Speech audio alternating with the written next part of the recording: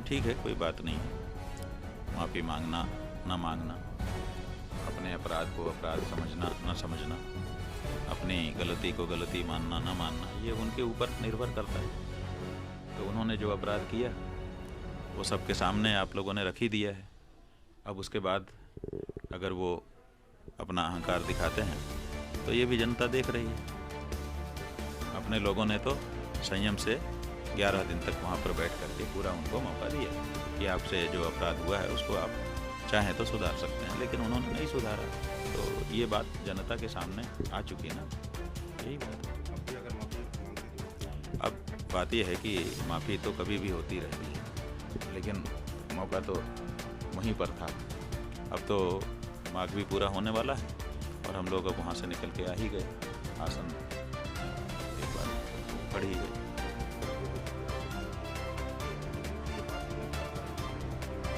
अब देखिए ना पूरे देश में वीडियो लोगों ने देख लिया किस तरह से लोगों को मारा पीटा जा रहा है, बटुकों को उनकी चोटी पकड़ करके उनको अपमानित किया जा रहा है। उसके बाद भी किसी एक के ऊपर कोई एक छोटी सी भी कार्रवाई प्रदेश सरकार की नहीं हुई। बातें हुई कि जांच की जाएगी, कोई जांच कमेटी नहीं बनाएगी, कुछ नहीं। तो इससे पता चलता है कि वो जो चाहेंगे करेंगे, किसी को कुछ बोलने का अब अधिकार नहीं रहा। तानाशाही अपने देश में बिल्कुल काबिज हो चुकी है। ये संदेश इससे मिला है। न्याय की आशा अब कोई इस पार्टी की सरकार में ना करे।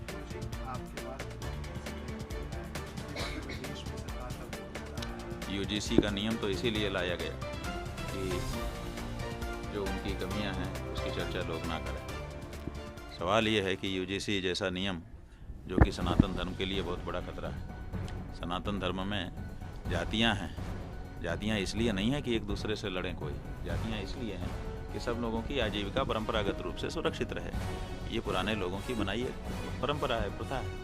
तो अब इन्होंने क्या किया है, यूजीसी के माध्यम से एक जाति को दूसरी जाति के सामने ऐसा खड़ा कर दिया है कि उनकी लड़ाई होना ही होना है और उनको लड़के आपस में मरना ही मरना है। तो पूरे सनातन धर्म को समाप्त करने का एक, हम तो कहते हैं कि एक मशीन ले आए आप, जिसमें लड़ो और मरो, लड़ो और मरो, कटो और मरो। हाँ? बात यह है कि विरोध कर ही रहे हैं हम लोग। हम कह रहे हैं कि ये ठीक नहीं है, सनातन धर्म की क्षति पहुंचाने वाला कानून आप लेके आए हैं, इसको तत्काल वापस करिए।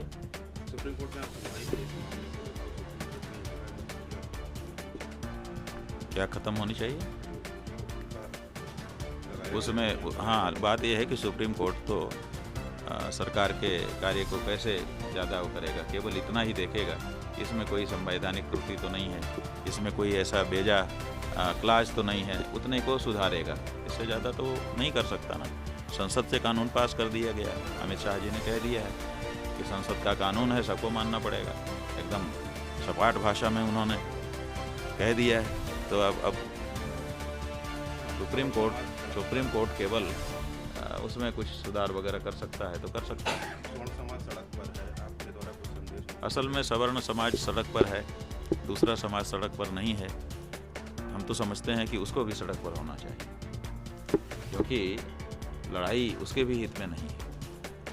एक दूसरे के विरुद्ध अगर एक दूसरा जो एक ही परिवार का है अगर खड़ा होता है तो इसमें दोनों की ही हानि होती है।